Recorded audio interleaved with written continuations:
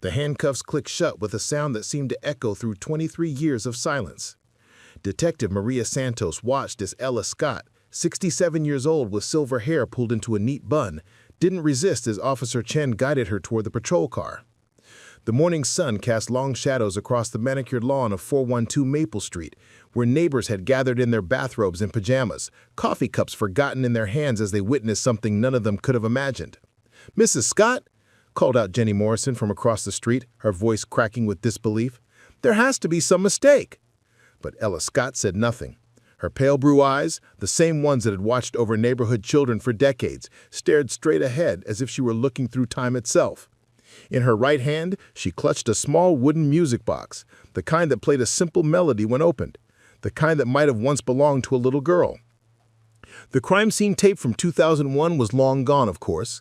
The house at 418 Maple Street had been sold twice since then, its walls repainted, its memories supposedly erased. But Detective Santos knew that some stains never truly fade, especially not the ones left by the brutal murder of 7-year-old Rebecca Martinez on that cold October night 23 years ago. Rebecca had been found in her bedroom, a room painted sunshine yellow with glow-in-the-dark stars on the ceiling. She'd been strangled with what investigators later determined was a silk scarf, her small body arranged almost peacefully on her princess-themed bedspread. There were no signs of forced entry, no evidence of robbery, no clear motive that made sense to anyone. The Martinez family had moved away within 6 months, unable to bear living in the house where their daughter had died. Rebecca's mother, Carmen Martinez, had aged a decade in those months, her dark hair turning gray at 32, her bright smile replaced by a hollow stare that seemed to follow visitors around the room. Carmen had spent every anniversary of Rebecca's death at the cemetery, laying fresh sunflowers, Rebecca's favorite, on a grave that should never have existed. Now, as Ella Scott disappeared into the back of the patrol car, Detective Santos felt the weight of those 23 years pressing down on her shoulders. She'd inherited this case from Detective Frank Morrison, who'd retired 5 years ago without solving it. Morrison had interviewed every neighbor, every family member, every teacher at Rebecca's school. He'd followed hundreds of leads, most of them dead ends that led nowhere but heartbreak. The breakthrough had come from an unexpected source: genealogy. A distant relative of Rebecca's had submitted DNA to one of those ancestry websites, and the advanced database matching had finally connected trace evidence from the crime scene to a family tree that led, impossibly, to the woman who had baked cookies for the neighborhood children every Christmas. Ella Scott had lived on Maple Street for 41 years. She'd been there when young families moved in, when babies were born, when elderly neighbors passed away. She'd organized block parties and charity drives. She'd been the one everyone called when they needed someone to watch their house while they were on vacation or to feed their cats when they were sick. "I don't understand," whispered Tom Bradley, Rebecca's former next-door neighbor, now a man in his 50s with graying temples. She helped search for Rebecca that night. She brought coffee to the police officers. She cried at the memorial service." Detective Santos remembered reading about that memorial service in the case files. The entire neighborhood had attended. Ella Scott had sat in the third row wearing a black dress and carrying white roses. She'd signed the guest book with a message that read, "Sweet Rebecca, may you find peace in heaven's garden." The investigation had consumed Detective Morrison's final years on the force. He'd told Santos once, during a late-night conversation over coffee at the precinct, that the Rebecca Martinez case haunted him differently than the others. It wasn't just the victim's age or the randomness of the crime. It was the way the neighborhood had responded, how they'd rallied together, how they'd supported each other, how they'd never stopped believing that justice would come. The killer was right there with them, watching them grieve, watching them search, maybe even comforting them.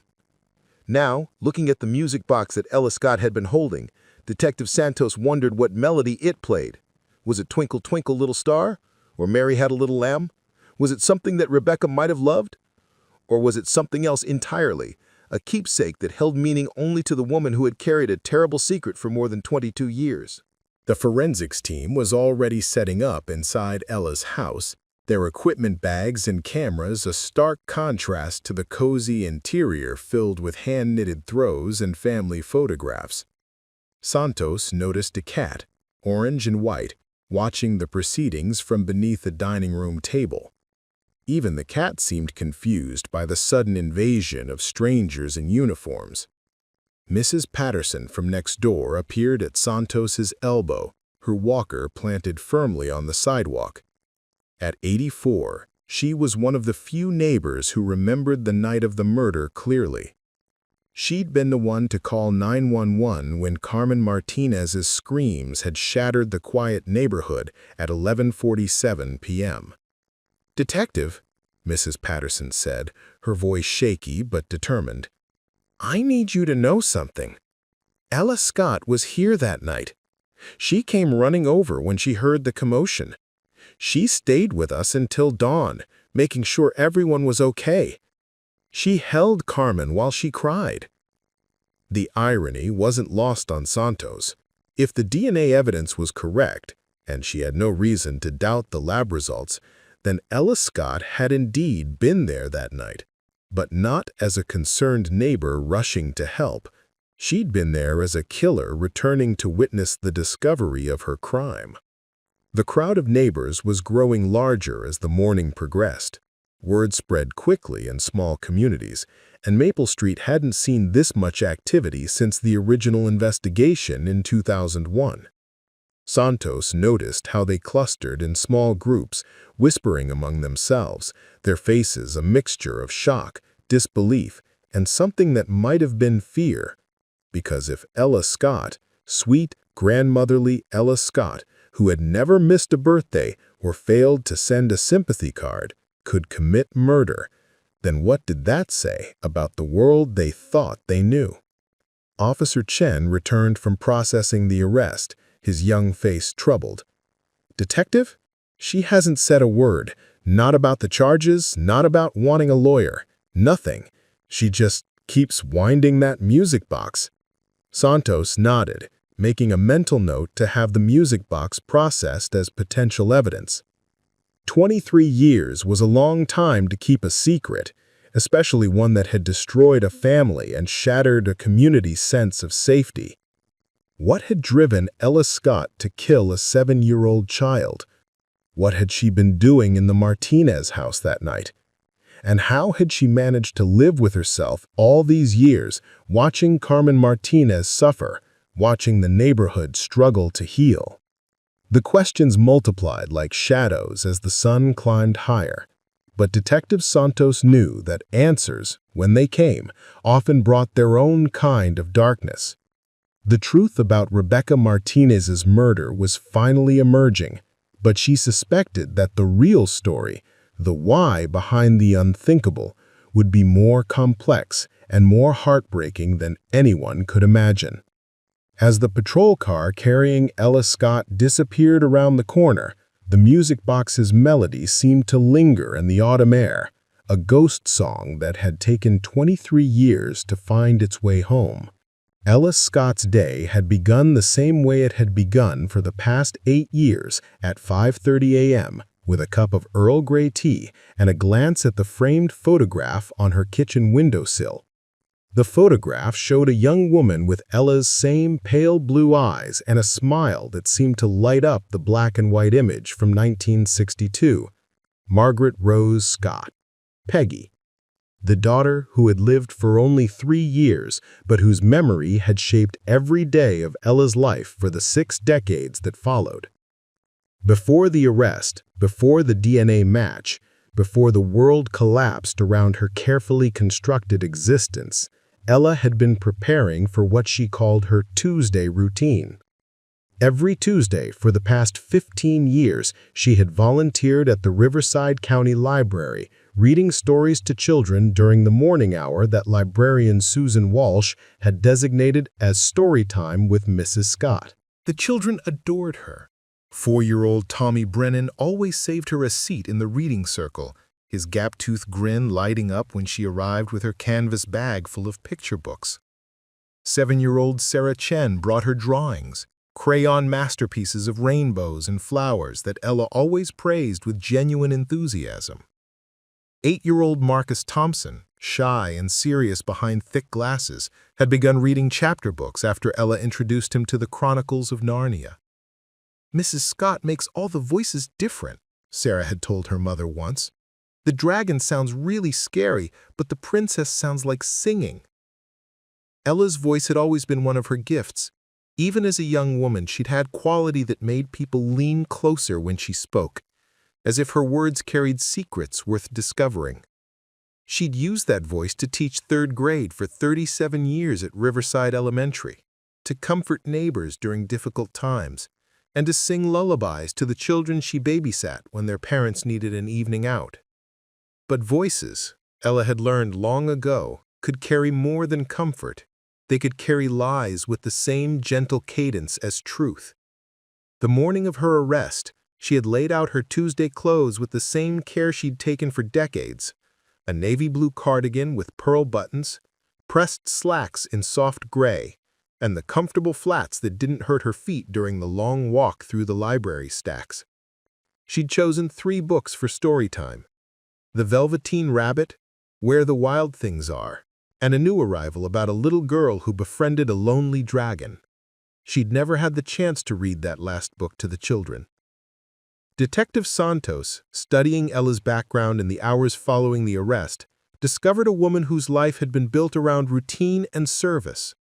After retiring from teaching in 1998, Ella had thrown herself into community involvement with the dedication of someone filling empty hours. She volunteered at the animal shelter every Thursday, where she had a special touch with the scared cats that other volunteers couldn't handle. She organized the annual neighborhood book exchange every spring, transforming her front yard into a literary wonderland that drew families from 3 zip codes. During the summers, Ella's backyard became an unofficial day camp for working parents. She never charged for her services, though grateful mothers often left homemade pies on her doorstep or insisted on paying for her groceries. She set up kiddie pools and sprinklers, organized scavenger hunts, and taught children how to plant vegetable gardens in small pots they could take home. She was like everyone's favorite grandmother, recalled Patricia Valdez, whose twin boys had spent countless summer afternoons in Ella's care. The boys would come home talking about the stories she'd tell them, the games she'd invent. She made them feel special, like they were the most important people in the world. But Detective Santos also found hints of the deeper currents that ran beneath Ella's serene exterior. Medical records showed a history of insomnia dating back to the 1960s, treated with various medications over the years.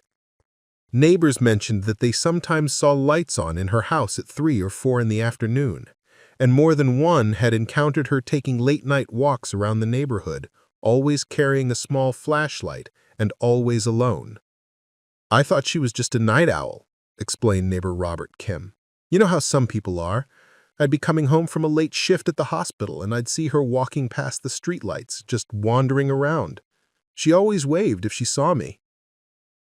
Those walks had a pattern, Santos discovered by mapping them through neighbor testimonies. Ella's route always included a stop at 418 Maple Street, the house where Rebecca Martinez had died. Former residents reported seeing an older woman standing on the sidewalk outside their home at various hours, never approaching the door, never appearing threatening, just standing and watching.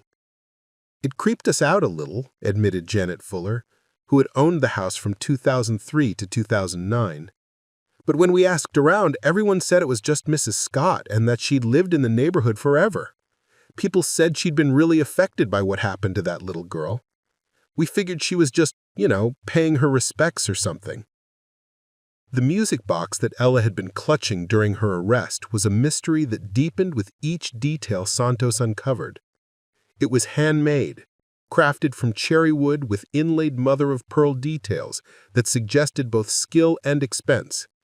The melody it played was Für Elise, Beethoven's famous bagatelle, but played in a slightly slower tempo that gave the familiar tune an almost mournful quality.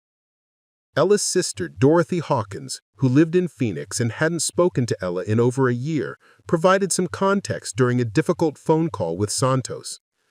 "That music box belonged to our mother," Dorothy said, her voice tight with emotion. "Mama got it as a wedding gift in 1935. Ella inherited it when Mama died, along with most of the family things. She always said it reminded her of Peggy. Our mother used to play it for Peggy when she was a baby." Peggy, the daughter who had died of pneumonia in 1965, when modern medicine still couldn't save every child. and when loss like that could break a young mother's heart in ways that never fully healed. Ella had been 25 when Peggy died, married to James Scott, a kind man who worked for the railroad and who had wanted a house full of children. Ella was never the same after we lost Peggy, Dorothy continued. She and Jimmy tried for more children, but it never happened. The doctors couldn't explain why. Jimmy used to say that Ella's heart was too broken to grow another baby.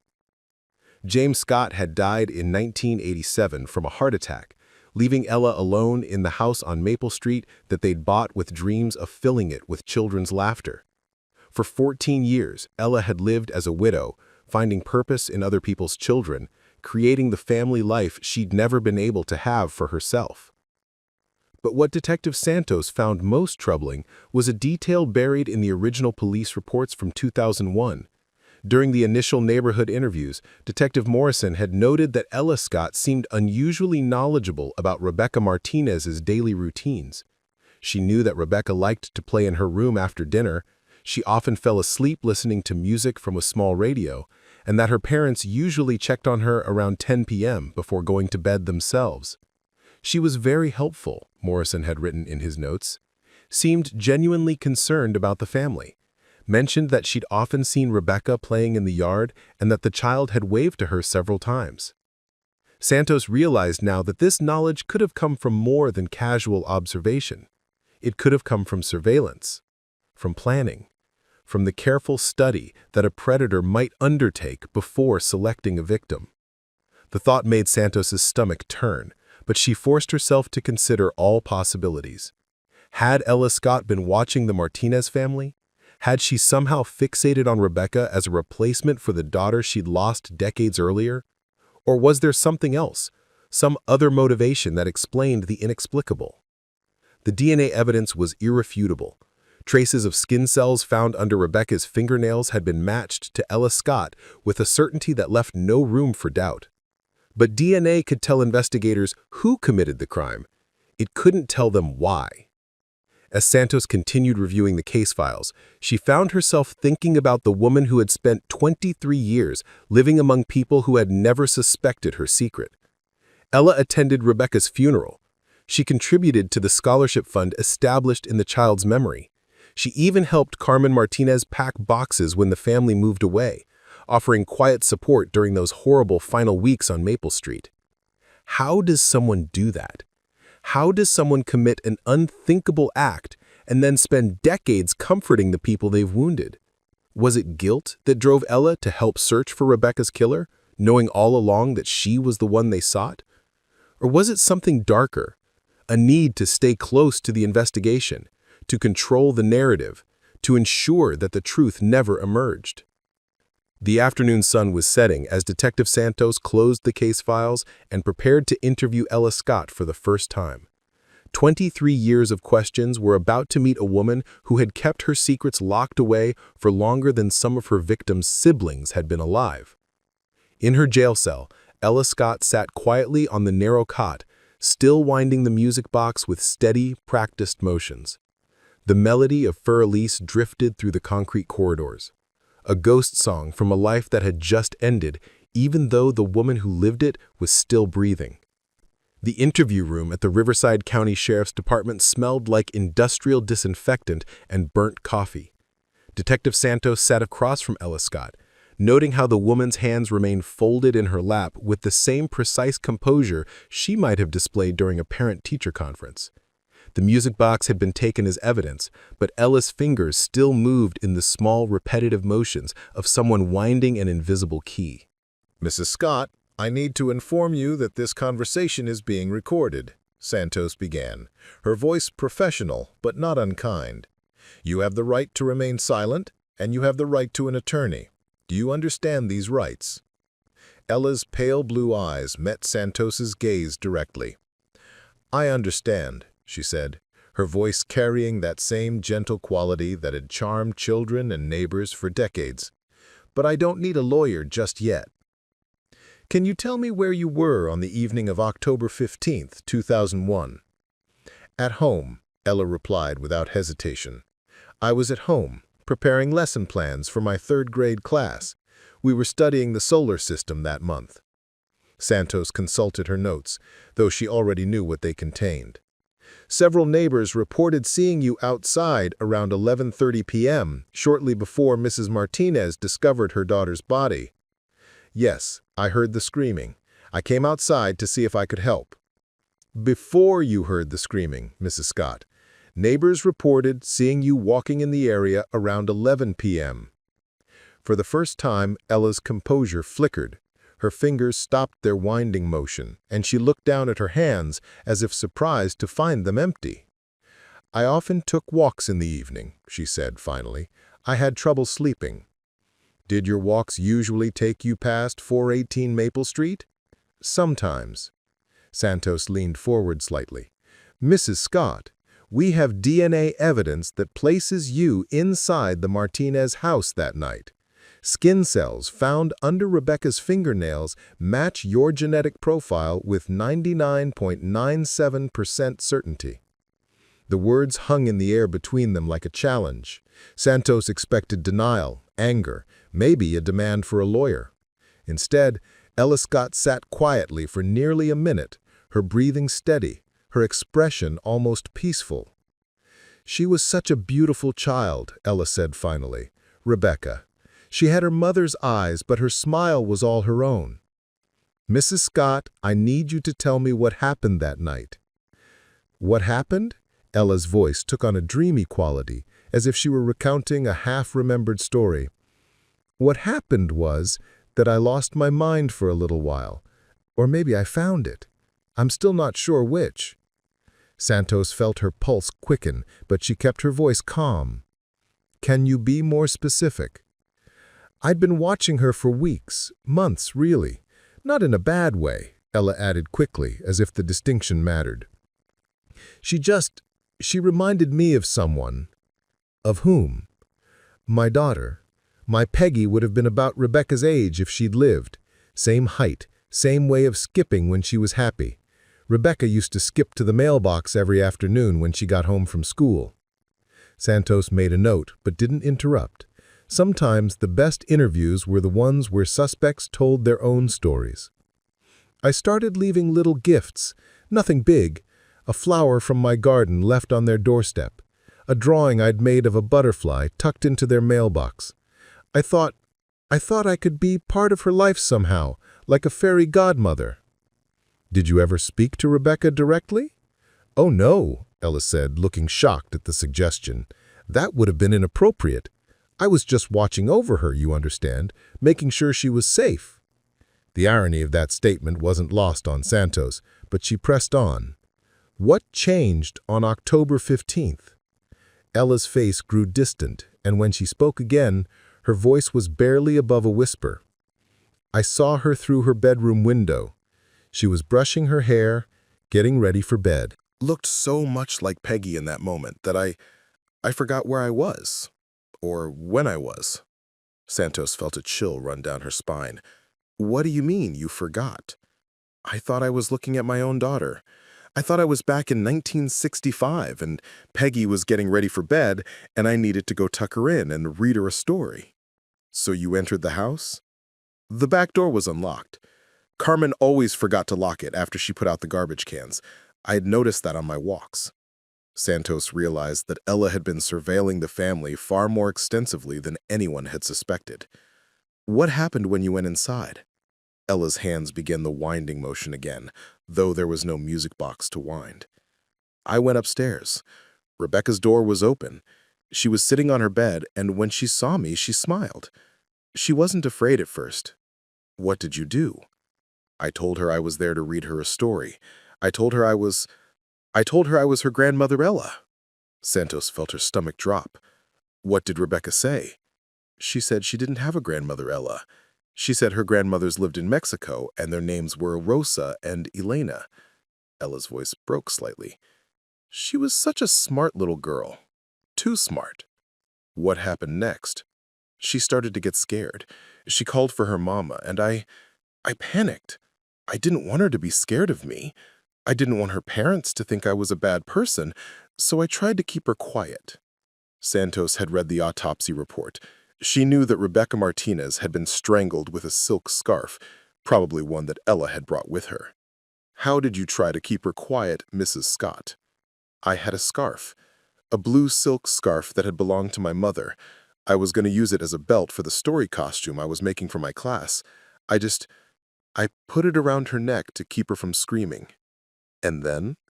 And then she stopped moving." Ella's voice was matter-of-fact, as if she were describing a cooking recipe. "I didn't mean for her to stop moving. I just wanted her to be quiet so I could explain." Santos took a deep breath, fighting the urge to end the interview and walk away. "What did you do after Rebecca stopped moving?" "I tucked her into bed. I arranged her blankets so she looked comfortable. I put her favorite stuffed animal next to her, a little brown bear with a red ribbon. I thought maybe when her parents found her, they'd think she died peacefully in her sleep."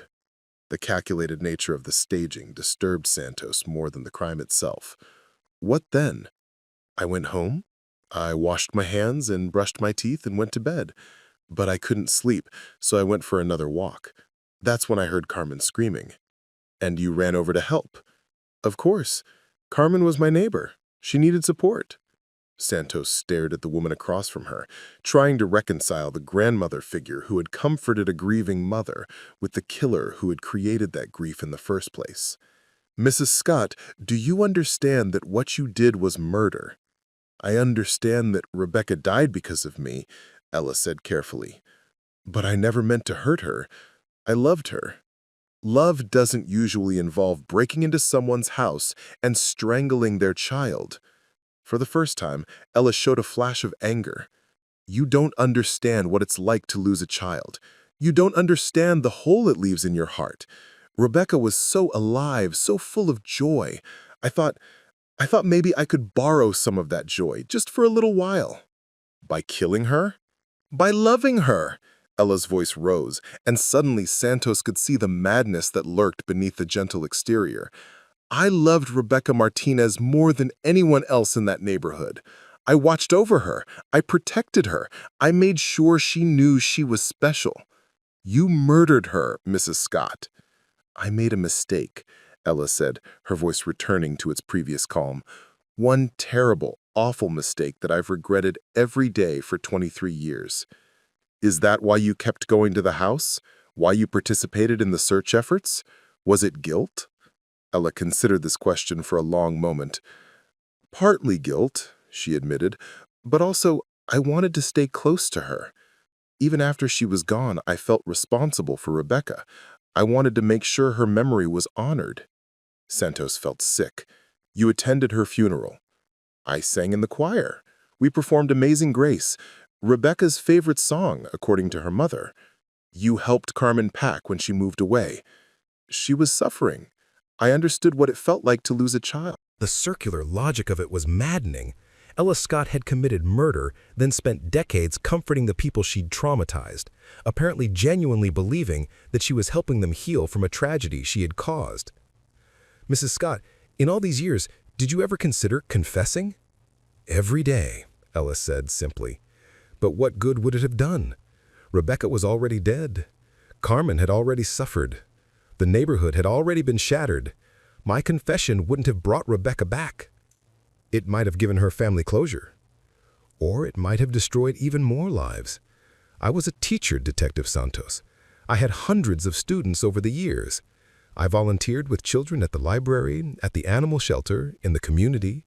If I'd confessed, people would have questioned every interaction I'd ever had with the child. They would have wondered if I'd hurt others." Santos realized with growing horror that Ella might be right. The revelation that a trusted community member had been a killer would have sent shockwaves through multiple generations of families. "Did you hurt others, Mrs. Scott?" "Never," Ella said firmly. "Rebecca was unique. She looked like Peggy. She reminded me of everything I'd lost. No other child ever affected me that way." "What about the children you babysat, the ones who came to your story times?" "I loved those children," Ella said, and Santos could hear genuine emotion in her voice.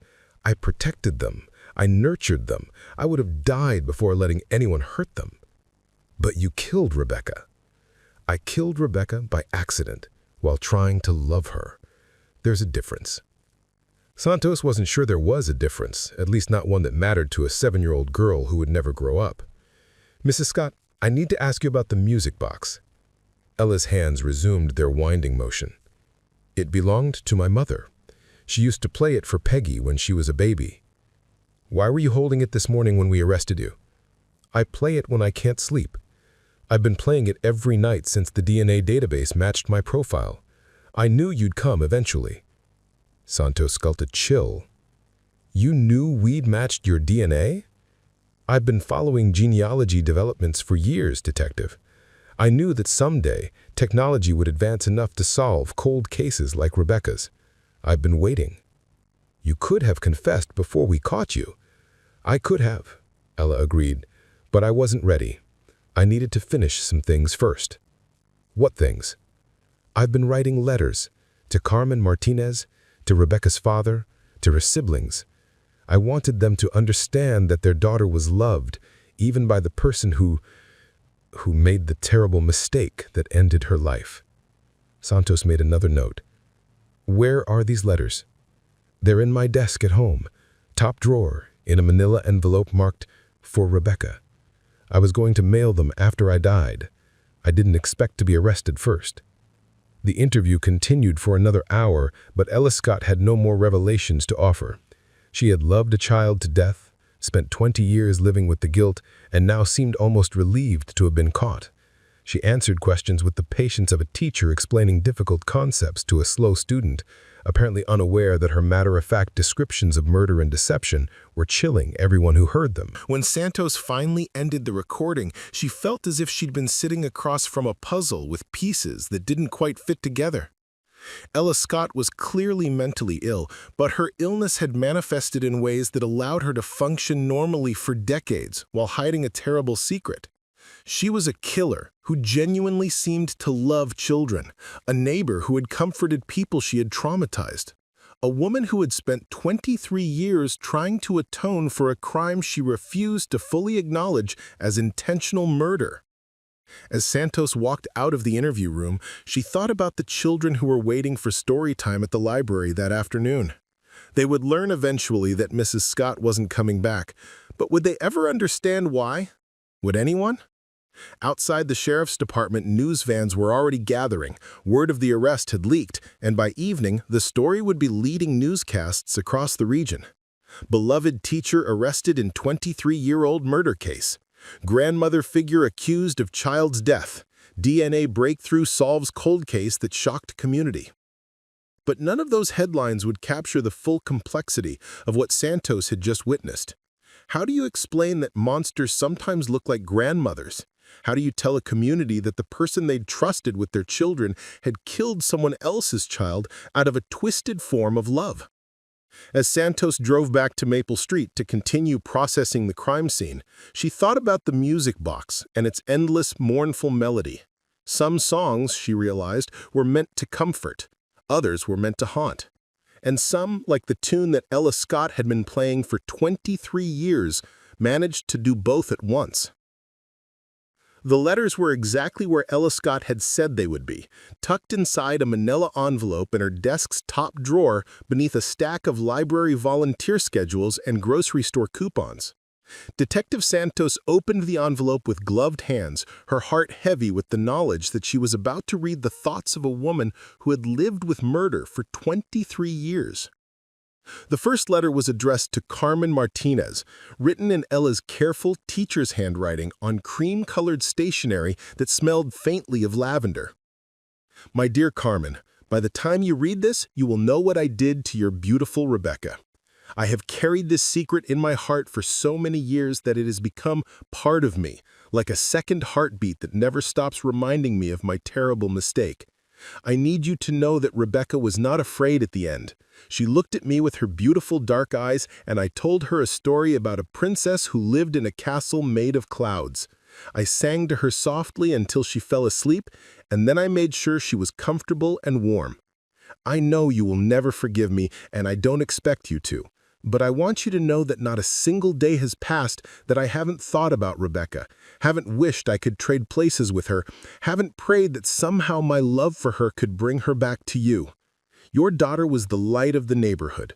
Watching her grow up, even from a distance, gave my life meaning during some very dark years. I loved her the way I would have loved my own daughter if God had allowed me to keep Peggy. I know that sounds cruel coming from the person who took Rebecca away from you, but it's the truth. I loved her, and my love destroyed her, and I will carry that contradiction until I die. Please tell Roberto that Rebecca spoke of him often during my observations of your family. She was proud of her daddy and excited about the treehouse he was building in your backyard. Please tell Anna that Rebecca loved being a big sister and often talked to her dolls about teaching Anna to ride a bicycle when she got bigger. I am so very sorry, Carmen. Sorry for the pain I caused, sorry for the years of wondering, sorry for every birthday and Christmas and ordinary Tuesday that Rebecca missed because of me. With deepest regret and endless love for your daughter, Ella Rose Scott. Santos had to pause after reading the first letter, disturbed by the genuine emotion it contained and the way Ella continued to frame murder as love gone wrong. The second letter was addressed to Rebecca's father, Rebecca Martinez, and contained similar themes of regret mixed with disturbingly detailed observations about family life that Ella could only have gathered through extensive surveillance. The third letter was the most chilling of all. It was addressed to Rebecca herself. My dearest Rebecca, Grandmother Ella has made a terrible mistake, and now everyone knows about it. I want you to understand that everything I did because I loved you so much that my heart couldn't contain all of that love. When I saw you in your bedroom that night, you looked exactly like my own little girl who went to heaven many years ago. For just a moment, I forgot that you weren't Peggy, and I wanted so badly to tuck you in and sing you the lullabies that I never got to finish singing to my own daughter. I know you're in heaven now with Peggy, and I hope she's told you all about me. I hope you understand that sometimes adults make mistakes so big that they can't fix them, no matter how sorry they are. Every time I read stories to the children at the library, I imagine that you're listening too. Every time I see a little girl skip down the sidewalk the way you used to skip, I think about how proud your mama and daddy must be of their beautiful angel. I'm going to see you again someday, sweet Rebecca. And when I do, I hope you'll let me finish the story I was trying to tell you that night, the one about the princess who learned that love is the most powerful magic of all. Until then, watch over your family for me. Watch over all the children in our neighborhood. Be their guardian angel the way I tried to be yours. All my love, forever and always, Grandmother Ella. Santos set the letters aside, feeling nauseated by the way Ella had constructed a fantasy in which she was both Rebecca's killer and her loving protector. The cognitive dissonance was staggering, but it explained how Ella had been able to function in the community for so long. In her mind, she wasn't a monster hiding among innocent people. She was a bereaved mother who made one terrible mistake while trying to love a child who reminded her of her own loss. Officer Chen appeared in the doorway of Ella's study, his expression grim. "Detective, you need to see what we found in the basement." Santos followed him downstairs, where the forensics team had discovered what could only be described as a shrine to Rebecca Martinez. The basement room had been converted into a child's bedroom, complete with a small bed covered in a princess-themed comforter, shelves lined with picture books, and walls decorated with drawings that appeared to be Rebecca's school artwork. "She must have taken these from the family's trash," explained forensics technician Lisa Park, indicating a collection of crayon drawings taped to one wall. Report cards, school photos, art projects, all things that would have been discarded over the years. But it was the centerpiece of the room that made Santos's blood run cold. On a small dresser sat a framed photograph of Rebecca Martinez, not a school photo or family portrait, but a candid shot taken through a window, showing the little girl brushing her hair in her bedroom. The same scene that Ella had described during her confession. She was stalking this child for months, maybe years, building a fantasy relationship with a 7-year-old who probably didn't even know her name. Officer Chen pointed to a wooden toy chest in the corner. There's more. Inside the chest, they found presents that had never been given, wrapped packages with tags reading, "For Rebecca, with love from Grandmother Ella." Some of the packages were dusty enough to suggest they'd been there for years, purchased long before Rebecca's death. Others appeared newer, bought for birthdays and Christmases that Rebecca would never celebrate. "She's been buying gifts for a dead child for over 22 years, Park observed, her voice subdued. That's beyond obsession. That's a complete break from reality." Santos photographed everything, knowing that this basement shrine would be crucial evidence in understanding Ella's mental state at the time of the murder. But she also knew that the discovery would be devastating for Rebecca's family. Learning that their daughter's killer had been maintaining a grotesque monument to her memory would add a new layer of violation to their grief. By evening, news of the arrest had spread beyond the local media. National news networks picked up the story, drawn by the unusual circumstances of a beloved community figure being arrested for a decades-old murder. Reporter Jessica Walsh stood on Maple Street, her camera crew capturing the tree-lined neighborhood that had become the center of a media storm. "Behind me is the house where Rebecca Martinez was murdered 23 years ago, and just 4 doors down is the home of Ella Scott, the woman who police say committed that murder while maintaining the facade of a caring neighbor and community volunteer." The impact on the neighborhood was immediate and devastating. Parents who had trusted Ella with their children struggled to reconcile their memories of the kind woman who had baked cookies and read stories with the reality of someone capable of murdering a child. Jenny Morrison, whose own daughter had been in Ella's third-grade class in 1997, stood in her front yard giving an interview to local reporter Mark Stevens. "I keep thinking about all the times I left Emma with Mrs. Scott, all the times I was grateful to have such a wonderful neighbor." How do you process the fact that someone you trusted completely was capable of what she did to Rebecca? The revelation had ripple effects throughout the community institutions where Ella had volunteered. At the Riverside County Library, Director Susan Walsh found herself fielding calls from concerned parents who wanted to know if their children had ever been alone with Ella during story time. "She worked with us for 15 years, Walsh told Detective Santos during a follow-up interview.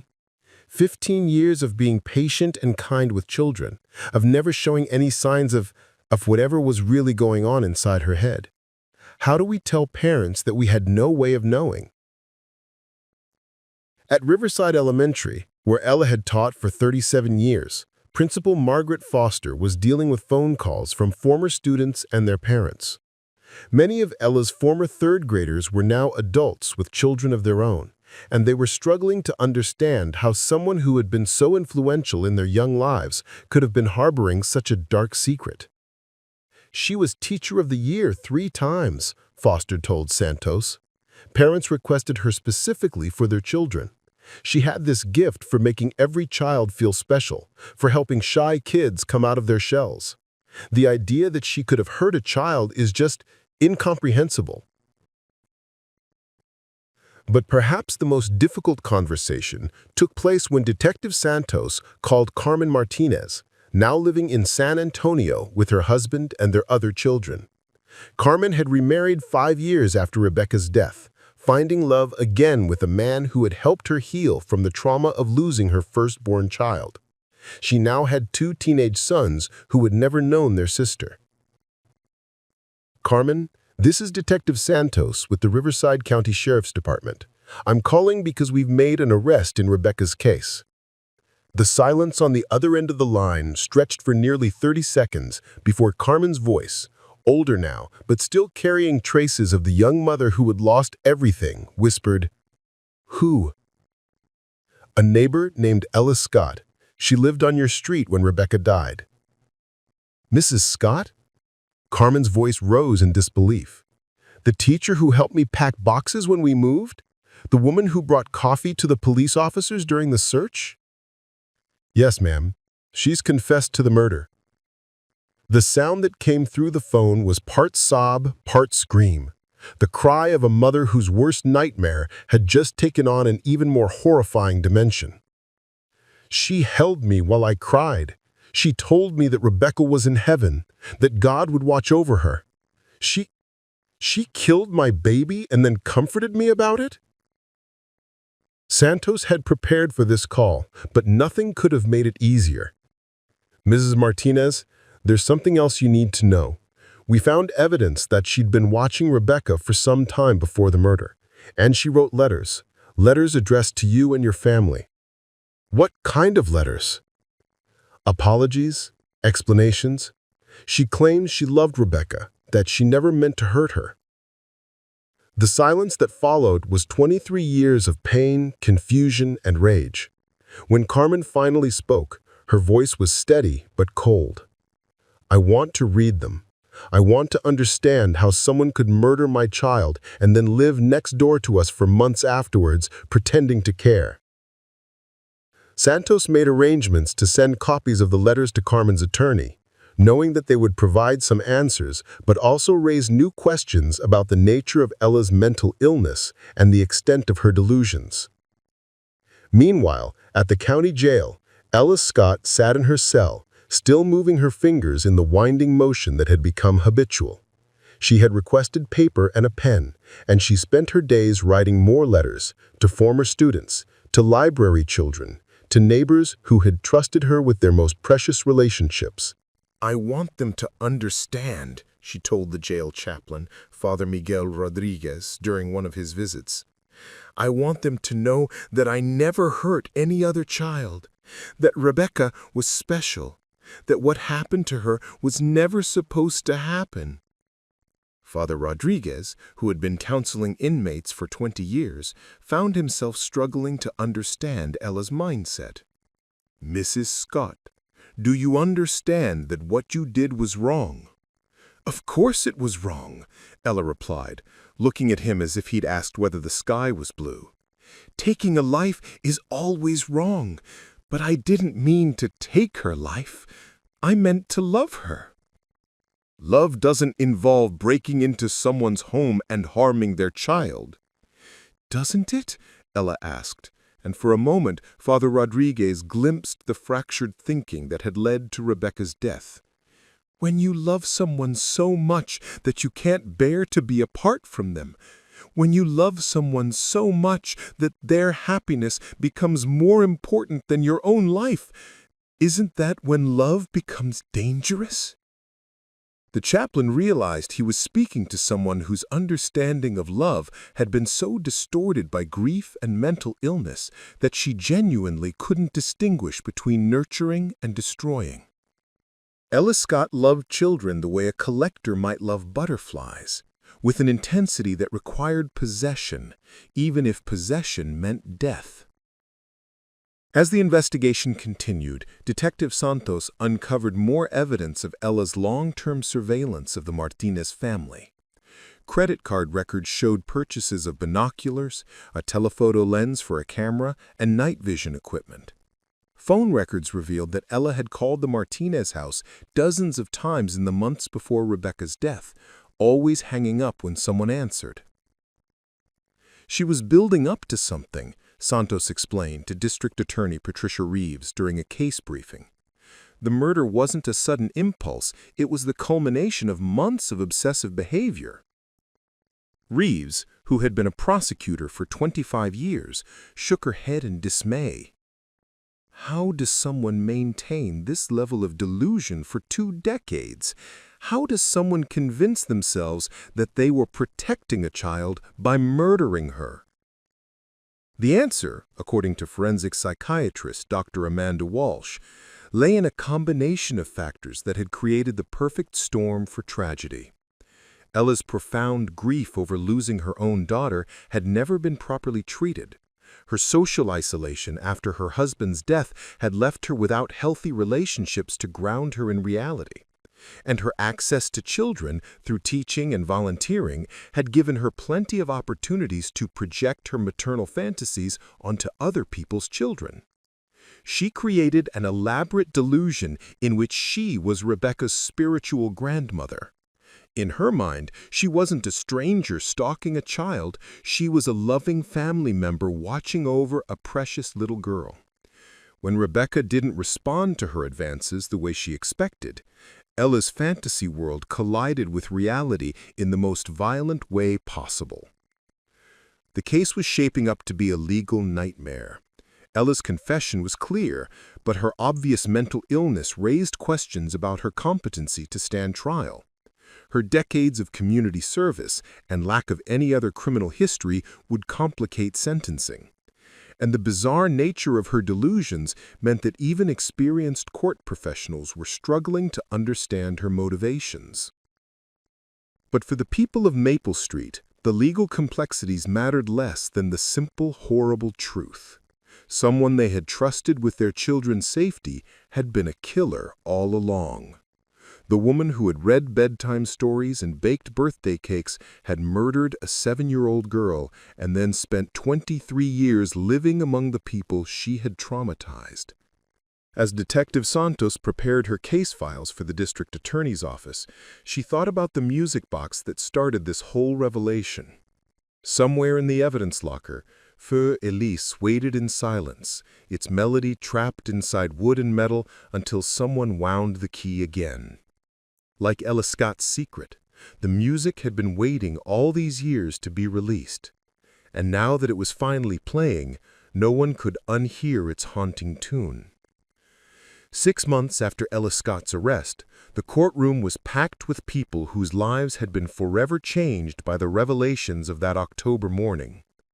Carmen Martinez sat in the front row, flanked by her husband David and their 2 teenage sons, Marcos and Diego.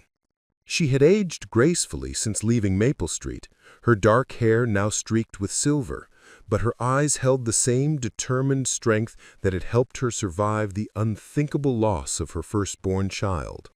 Judge Margaret Thornton had seen many difficult cases during her 20 years on the bench, but the Ella Scott trial presented unique challenges. The defendant had pleaded guilty to second-degree murder, but her competency evaluation had revealed a complex web of mental illness, grief-induced psychosis, and delusional thinking that made standard sentencing guidelines seem inadequate. "Mrs. Scott," Judge Thornton said, addressing the woman who sat quietly at the defense table, still making the subtle, winding motions with her fingers that had become her signature gesture. "You have admitted to causing the death of Rebecca Martinez on October 15, 2001. Before I pronounce sentence, is there anything you would like to say to the court?" Ella rose slowly, her public defender, Sarah Chen, staying close beside her. At 67, Ella looked older than her years, the weight of her secret having taken a visible toll. But when she spoke, her voice still carried the gentle authority that had once commanded the attention of classroom after classroom of 8-year-olds. "Your Honor, I would like to speak to Rebecca's family." Judge Thornton nodded, and Ella turned to face Carmen Martinez directly. The 2 women looked at each other across the courtroom, the mother who had lost everything and the woman who had taken everything away, and for a moment the packed gallery held its collective breath. "Carmen," Ella said, her voice breaking slightly on the name, "I have spent every day of the last 23 years trying to find words that could undo what I did to Rebecca. But words can't bring back your beautiful daughter, and they can't take away the pain I caused your family." Carmen's face remained impassive, but Detective Santos, sitting in the gallery, could see the tension in her shoulders. "I need you to know that Rebecca was not in pain. In those final moments, she heard a story about a brave princess who helped other children find their way home. She heard me tell her that she was loved, that she was special, that she mattered. I know that doesn't change anything, but I need you to understand that she was not alone and she was not afraid. How dare you, Carmen whispered, rising from her seat despite her husband's gentle attempt to stop her. How dare you talk about my daughter as if you loved her? You stalked her, you broke into our home, you murdered her. Carmen, please, David Martinez began, but his wife shook her head. No, Carmen said, her voice growing stronger. She needs to hear this. Mrs. Scott, you robbed my daughter of her 8th birthday, her first day of high school, her wedding day, her children. You robbed me of watching her grow up, of seeing who she would have become. And then you had the audacity to stand beside me at her funeral and tell me that God had a plan. Ella's composure finally cracked, tears streaming down her face. I know what I took from you. I know what I took from her. But I need you to understand that I loved. You loved nobody. You loved a fantasy, a delusion, a replacement for the daughter you lost. My Rebecca was a real little girl with her own dreams and fears and favorite foods and best friends. She was not your second chance at motherhood. Judge Thornton allowed the exchange to continue, recognizing that Carmen Martinez had earned the right to confront her daughter's killer directly. Every night, for 23 years, I have wondered if Rebecca suffered. I have wondered if she was scared, if she called for me, if she died thinking I had abandoned her. And now I find out that her killer was holding her, talking to her, pretending to comfort her while she murdered her. That's not love, Mrs. Scott. That's the most selfish, twisted thing I can imagine. Ella had collapsed back into her chair, her public defender placing a supportive hand on her shoulder. I'm sorry. I'm so sorry.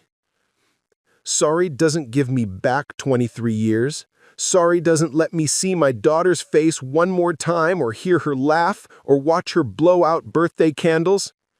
Sorry is just a word that makes you feel better about what you did. Judge Thornton finally intervened. Mrs. Martinez, thank you for your statement. Please be seated so we can proceed with sentencing. Carmen sat down, her husband wrapping his arm around her shoulders as their sons leaned in to offer quiet support. Across the aisle, members of the Maple Street community watched in silence, many of them struggling with their own complex feelings about the woman who had been their neighbor, their children's teacher, their trusted friend. Jenny Morrison, whose daughter Emma had been in Ella's class, found herself crying not just for Rebecca Martinez, but for the loss of innocence that the entire community had experienced. How do you explain to your children that the person they loved and trusted was capable of unthinkable evil? How do you help them understand that monsters sometimes look like grandmothers? In her victim impact statement, Carmen had described the ripple effects of Rebecca's murder on their entire family. Roberto Martinez, Rebecca's father, had died of a heart attack in 2018, and Carmen blamed the stress of their unsolved grief for contributing to his death. Rebecca's younger sister Anna had struggled with anxiety and depression throughout her teens, always wondering if her family was safe, always looking over her shoulder for dangers that might be lurking in the shadows. My family never recovered from losing Rebecca, Carmen had written, but we learned to live with the holes she left behind. What we couldn't live with was not knowing who had taken her from us, not knowing if the killer was still out there, still a threat to other children. In some ways, finally knowing the truth is a relief, but in other ways, learning that our neighbor killed our daughter and then comforted us in our grief has made the pain even worse. The forensic psychiatrist's report painted a picture of a woman whose grip on reality had been compromised by untreated grief and social isolation. Dr. Amanda Walsh testified that Ella Scott suffered from a rare form of complicated grief that had manifested as delusional thinking and obsessive behavior. Mrs. Scott genuinely believed that she was protecting and nurturing Rebecca Martinez, Dr. Walsh explained to the court. Her mental illness didn't excuse her actions, but it helps us understand how she was able to justify them to herself and how she was able to function normally in the community for so many years. The defense had argued for a sentence that took into account Ella's age, her mental illness, and her lack of any other criminal history. Her public defender, Sarah Chin, pointed out that Ella had lived openly in the community for 23 years, never attempting to flee or destroy evidence, and that she had ultimately confessed when confronted with DNA evidence. Mrs. Scott is not a danger to the community, Chin argued. Her crime was the result of a specific delusion about one particular child who reminded her of her deceased daughter. She has never shown any signs of similar obsessive behavior toward any other child, despite working with hundreds of them over the years. But District Attorney Patricia Reeves argued that Ella's mental illness made her more dangerous, not less. This defendant spent months stalking a 7-year-old child, broke into her home, and murdered her in her own bedroom.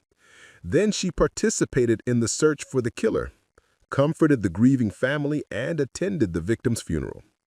This level of deception and manipulation demonstrates a profound callousness that cannot be explained away by mental illness.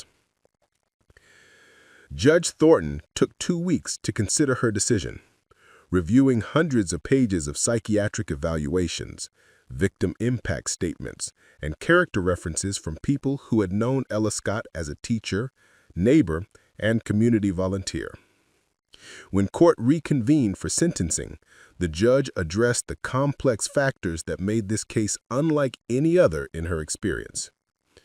Mrs. Scott, Judge Thornton began, you have committed one of the most heinous crimes imaginable, the murder of an innocent child.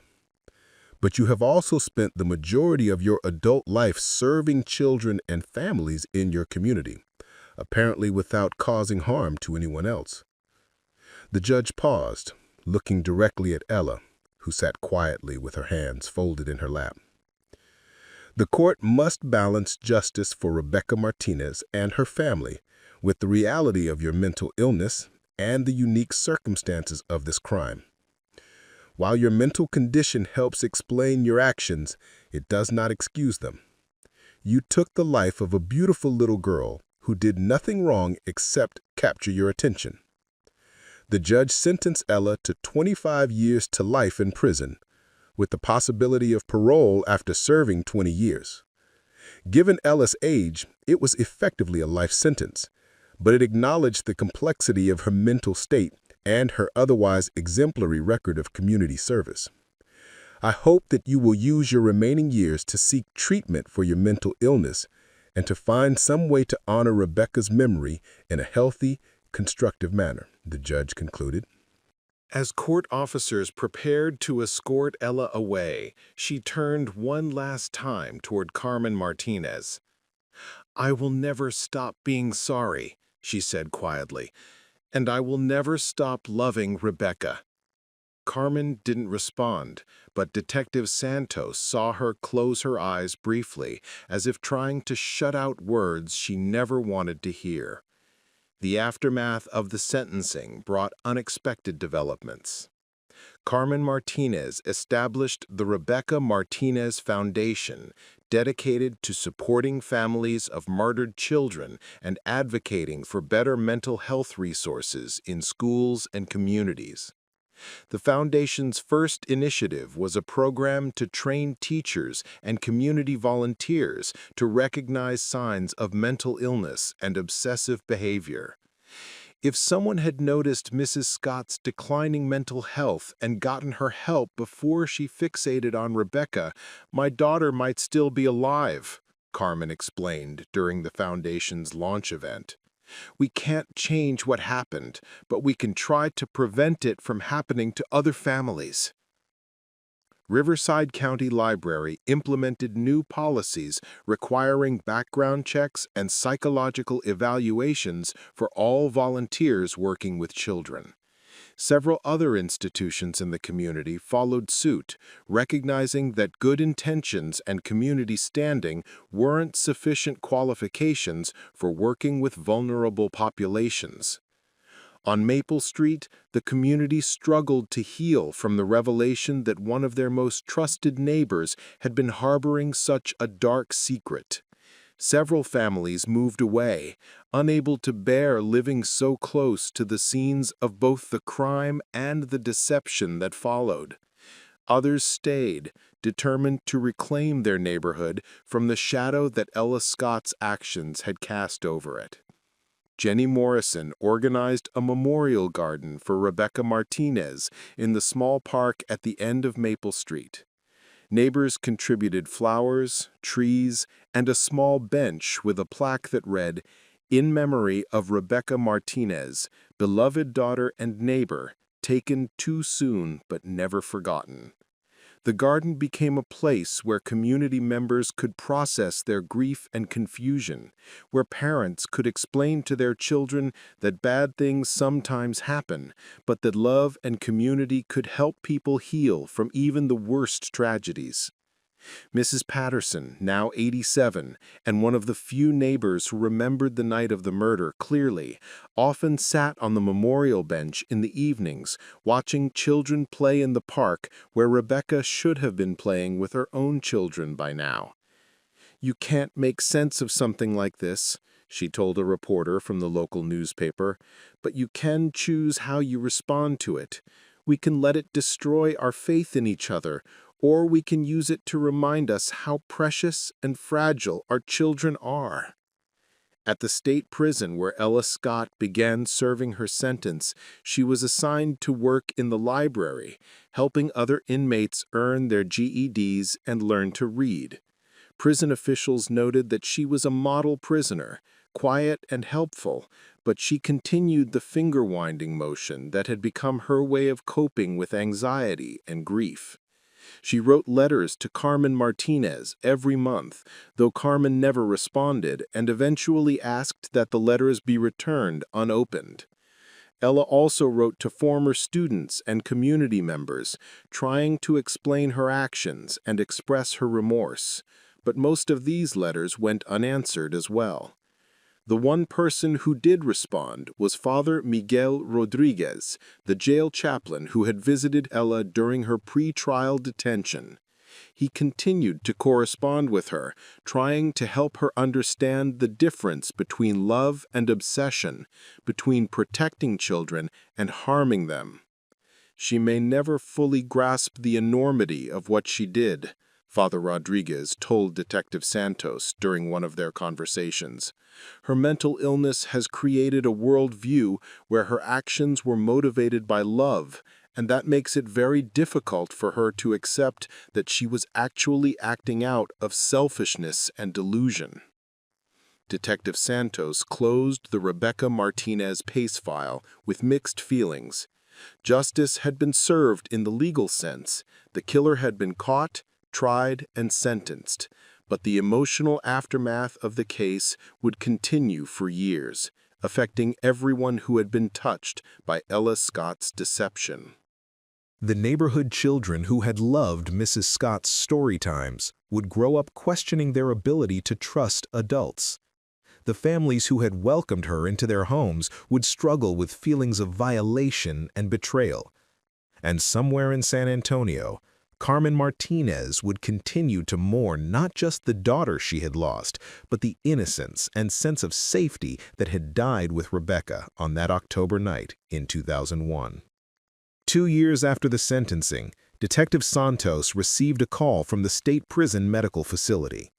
Ella Scott had suffered a stroke and was in critical condition. The 70-year-old woman had been found in her cell clutching a small object that guards initially thought was contraband. It was a paper music box, crafted from folded notebook paper and held together with thread from her prison uniform. When opened, it revealed a hand-drawn picture of a little girl with dark hair and a bright smile. On the back, in Ella's careful handwriting, were the words, "Rebecca, forever 7, forever loved, forever sorry." Ella Scott died 2 days later, taking her secrets and her sorrow with her to whatever judgment awaited beyond the walls of the prison where she had spent her final years.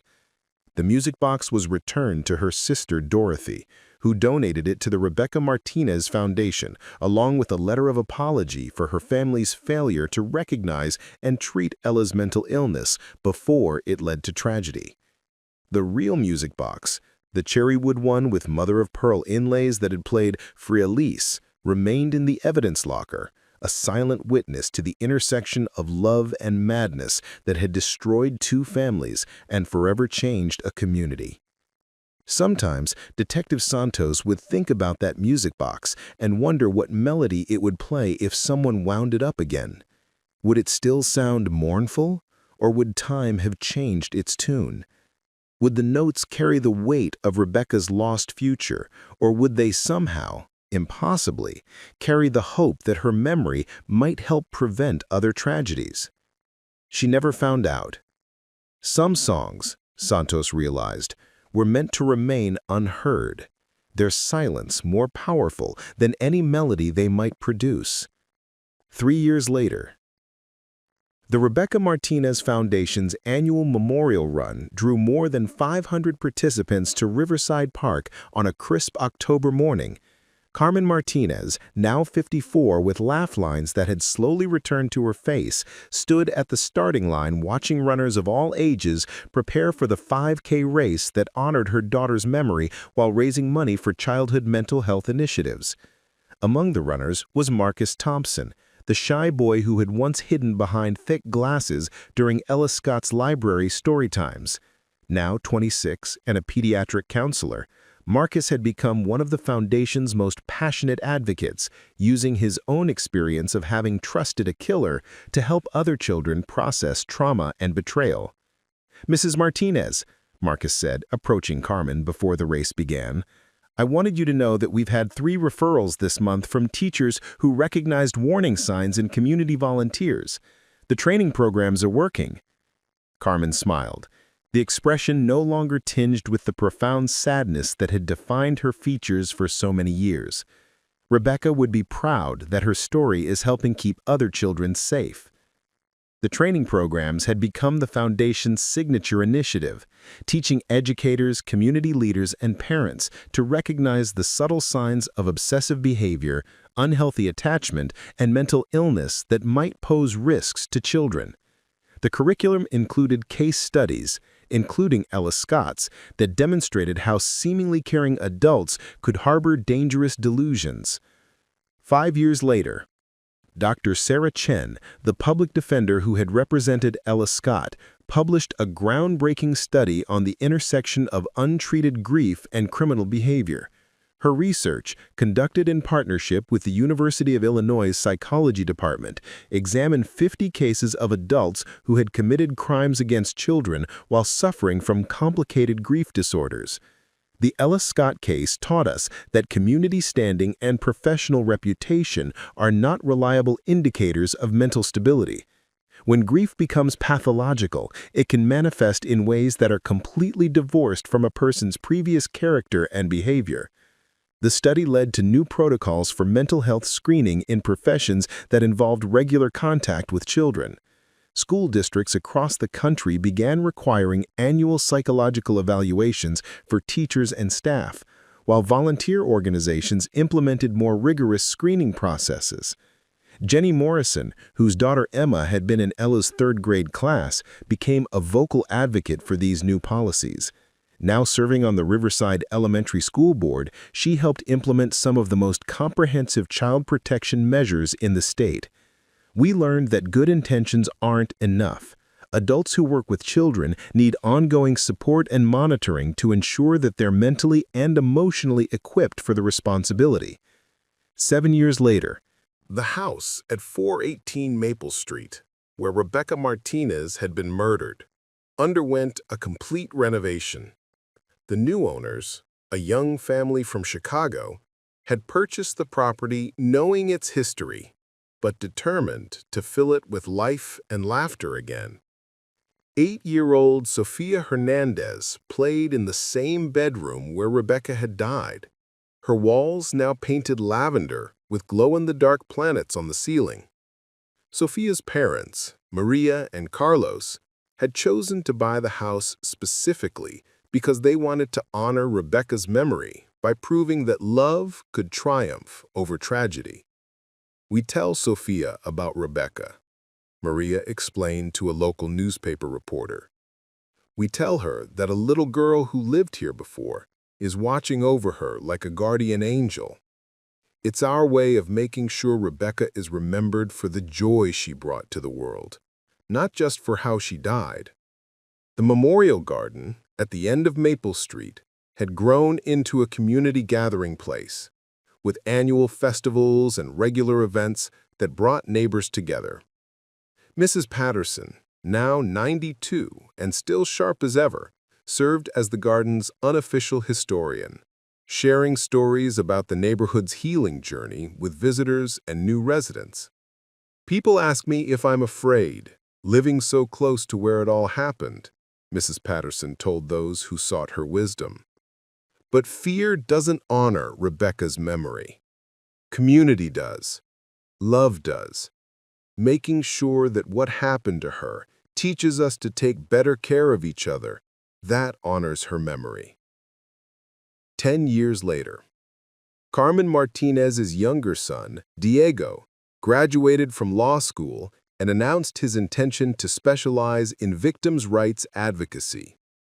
His thesis project had focused on the long-term impacts of unsolved crimes on families and communities, using his own experience as a case study.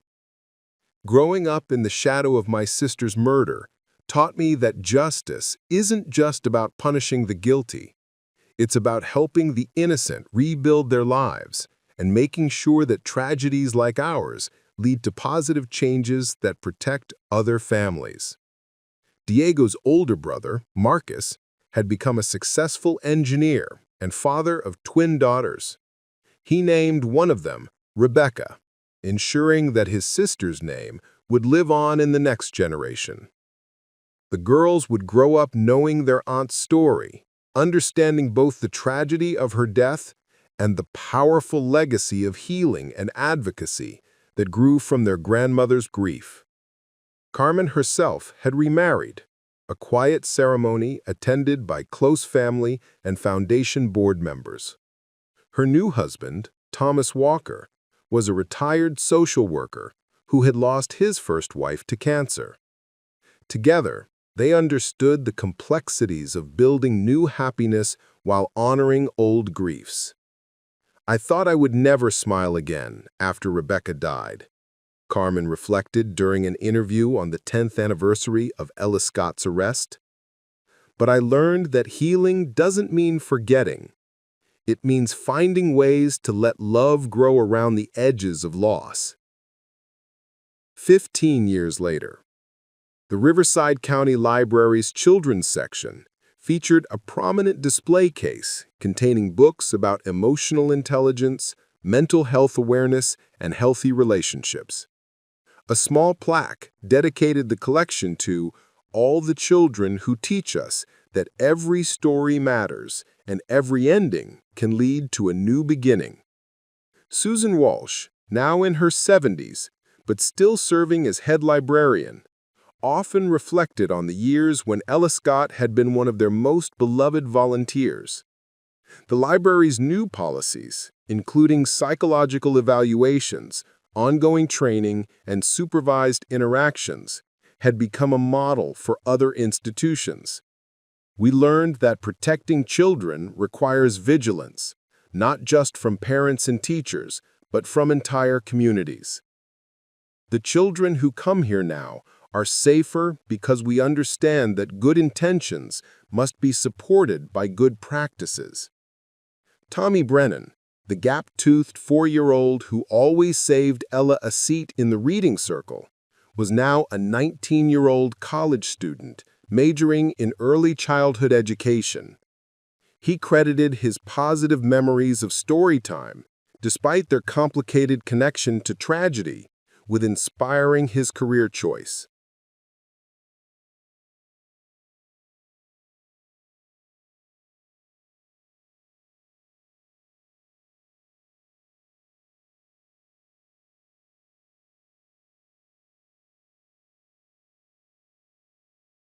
Mrs. Scott was sick, and what she did was horrible, Tommy said during a presentation to his education class.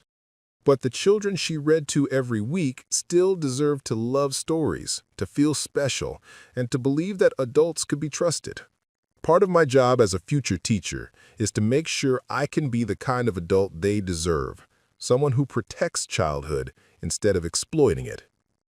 20 years later, the Rebecca Martinez Memorial Scholarship had sent 43 students to college, focusing on young people from low-income families who demonstrated exceptional resilience in the face of trauma. The scholarship recipients formed a tight-knit community, supporting each other through academic challenges and personal growth. Maria Santos, Detective Santos's daughter, who had been inspired by her mother's dedication to the case, became the scholarship program's coordinator after completing her master's degree in social work. She often spoke about how the Scott case had shaped her understanding of the complexity of human nature and the importance of looking beyond surface appearances. My mother taught me that the most dangerous people are often the ones who seem the safest, Maria explained to scholarship recipients during their annual gathering. But she also taught me that communities can heal from even the worst betrayals if they're willing to do the work of rebuilding trust. Detective Santos herself had retired 5 years earlier, but she remained involved with the foundation as a consultant on cold cases involving crimes against children. The technique she had refined during the Rebecca Martinez investigation, particularly the use of genealogy databases and long-term community surveillance analysis, had helped solve dozens of other cases across the country. At 71, Santos often walked through the Memorial Garden on Maple Street, reflecting on the case that had defined the later years of her career. She would sit on Rebecca's bench and think about the music box that still sat in the evidence locker, its melody trapped in silence, waiting for someone who would never come to wind it again. 23 years later. On the anniversary of Rebecca's death, Carmen Martinez stood once again at her daughter's grave, but this time she wasn't alone. 3 generations of the Martinez Walker family gathered around the headstone, which had been replaced with a larger memorial that celebrated Rebecca's life, rather than mourning only her death. Rebecca Marie Martinez, Carmen read aloud from the inscription. Beloved daughter, sister, and inspiration. Her light continues to shine through the lives she touches and the children she protects. Sofia Hernandez, now 31, and a mother herself, brought her 5-year-old son to the memorial service. She had grown up in Rebecca's former bedroom and often told people that she felt a special connection to the little girl whose memory had shaped her childhood home. I want my son to understand that tragedies can become triumphs if we choose to learn from them, Sofia said, watching her boy place a small bouquet of sunflowers on Rebecca's grave. Rebecca's death was meaningless and cruel, but the changes it inspired have probably saved other children's lives. The memorial service had evolved over the years from a small gathering of family and neighbors to a community-wide event that attracted hundreds of participants. Local officials, foundation supporters, scholarship recipients, and families whose children had been protected by the programs inspired by Rebecca's story all came together to honor her memory. Father Miguel Rodriguez, now in his 80s but still active in prison ministry, delivered a brief reflection during the service. He had continued to work with inmates who had committed crimes against children, using the lessons he had learned from his correspondence with Scott to help others understand the difference between love and obsession. Rebecca Martinez never had the chance to choose her legacy, Father Rodriguez said to the assembled crowd, but her family and community chose for her, deciding that her death would inspire protection rather than despair, healing rather than hatred.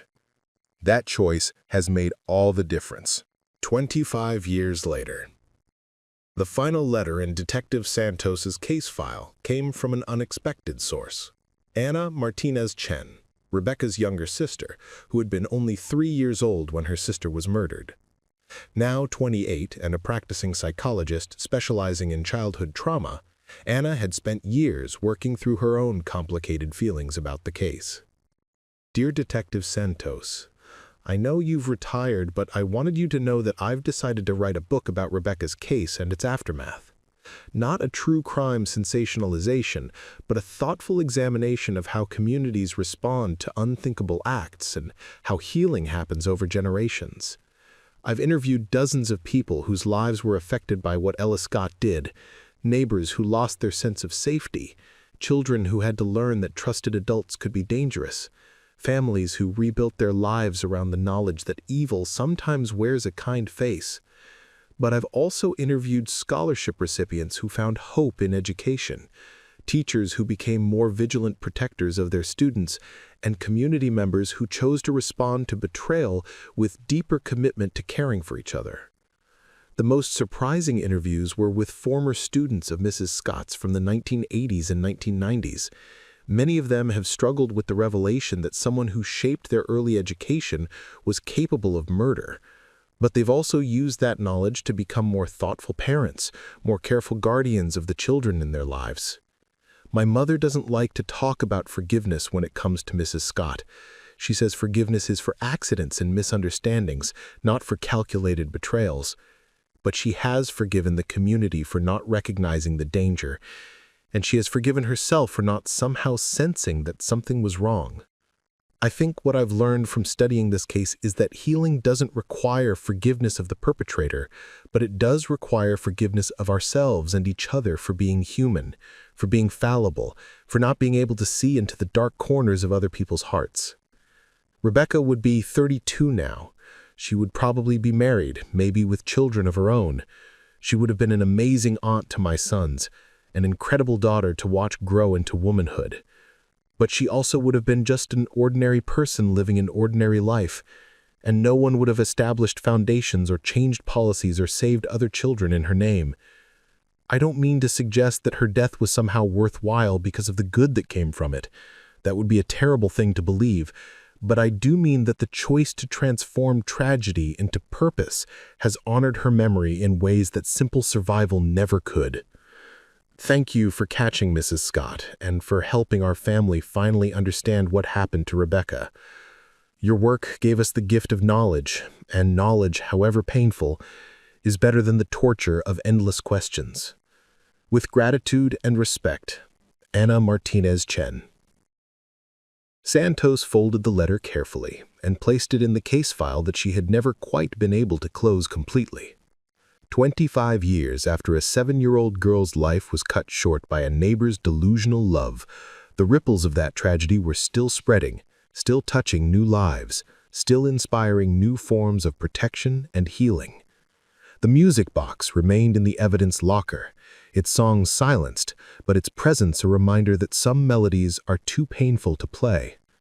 Yet somehow, in the voices of scholarship recipients reading to their own children, in the careful screening of volunteers who work with the vulnerable, in the memorial garden where neighbors gathered to remember and rebuild, Rebecca Martinez's true song continued to play. It played in the laughter of children who were safer because of lessons learned from her death. It played in the vigilance of communities that had learned to look beyond surface kindness to deeper truth. It played in the strength of a family that had chosen to transform their greatest loss into their most meaningful legacy. And somewhere in the silence between the notes, in the spaces where music and memory meet, Rebecca Martinez remained forever 7 years old, forever skipping to the mailbox, forever reminding the world that every child deserves to grow up in safety, surrounded by adults whose love protects rather than destroys. The story of her life had been brief, but the story of her legacy would continue for generations. A song without end, a melody that grew stronger with each voice that chose to join its eternal, hopeful refrain. In the end, that was the only music that mattered. Not the haunting tune dropped in a cherrywood box, but the symphony of protection and love that rose from the ashes of tragedy, proving that even in the darkest moments, communities can choose light, families can choose healing, and broken hearts can choose to love again.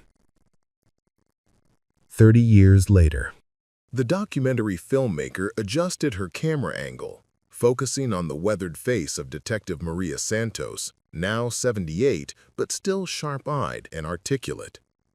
They sat in the memorial garden on Maple Street, where autumn leaves drifted down around Rebecca's bench like gentle reminders of time's passage.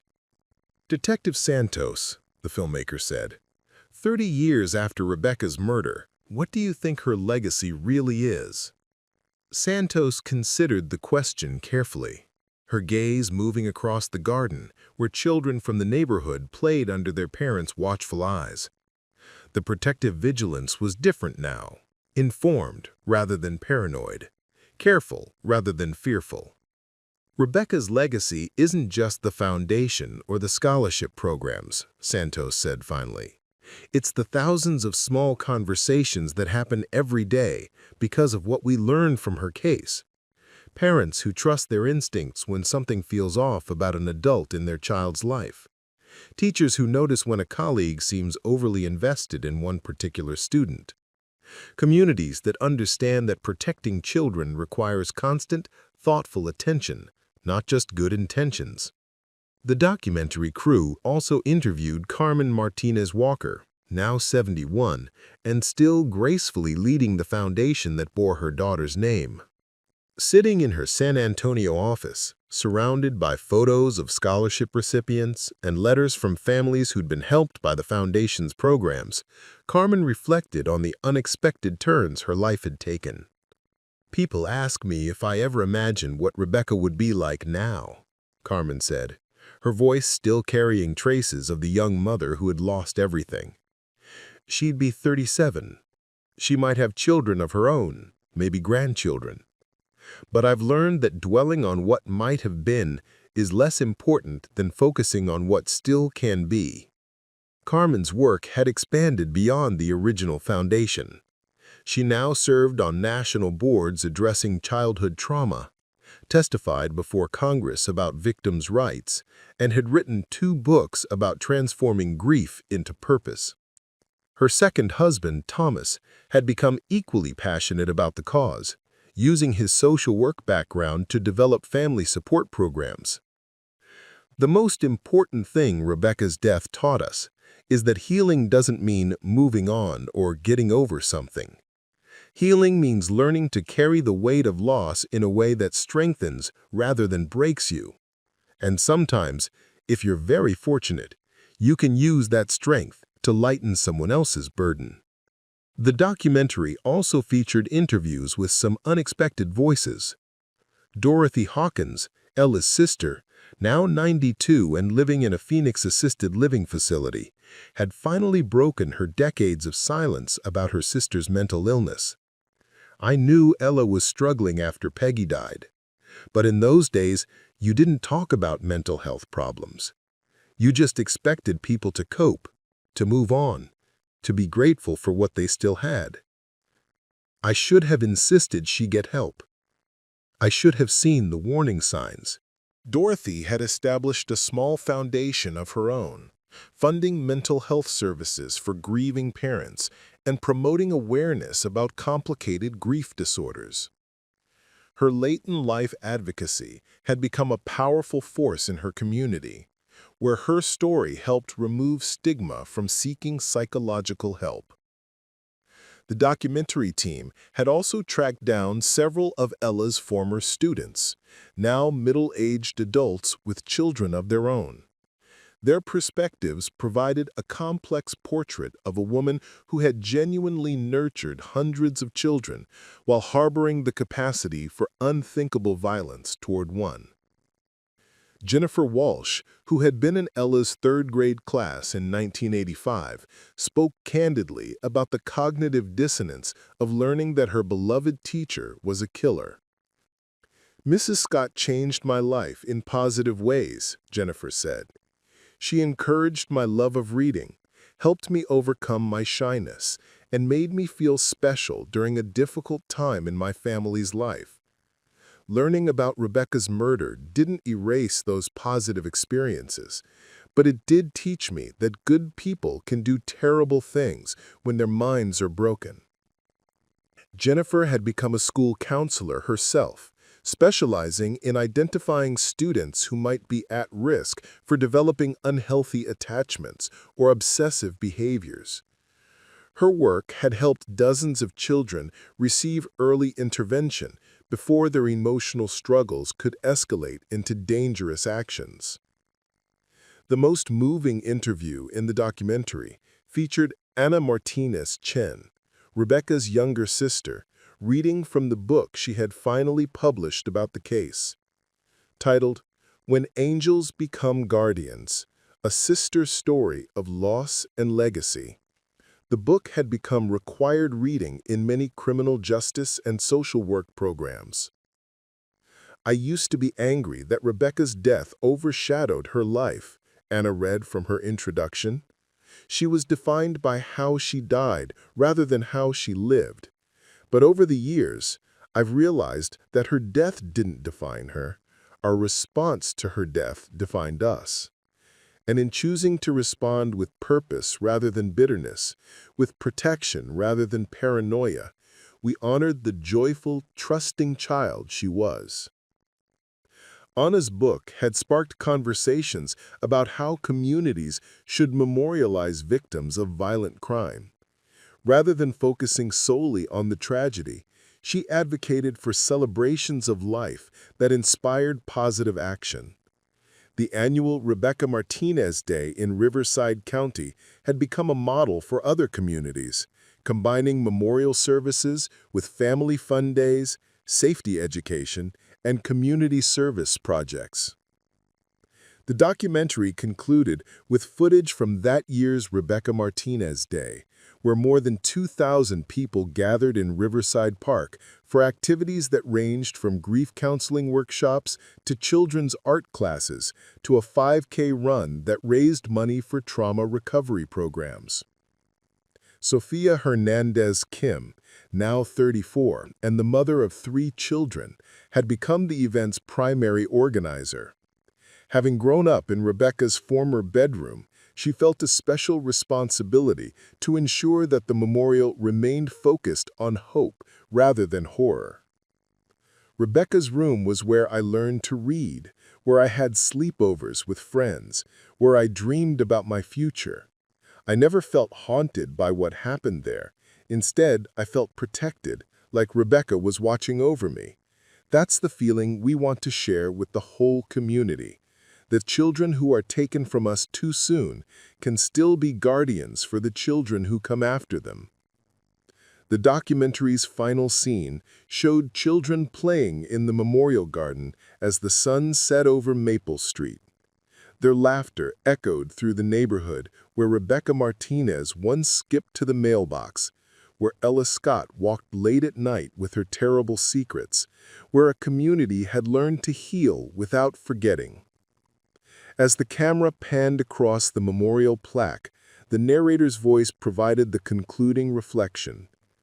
30 years after Rebecca Martinez's death shocked a quiet neighborhood, her legacy continues to grow, not in the silence of secrets kept, but in the music of children's voices raised in safety, in the vigilance of adults who understand that protecting innocence requires constant courage, and in the enduring truth that communities can choose to transform their darkest chapters into their brightest hopes. The music box that had once played For Elise remained locked in the evidence room, its melody forever stilled. But in schools and libraries, in parks and playgrounds, in the careful watching of adults who had learned from Rebecca's story, a different kind of music played on, the symphony of protection, the harmony of healing, the eternal song of a community that had learned to love its children well.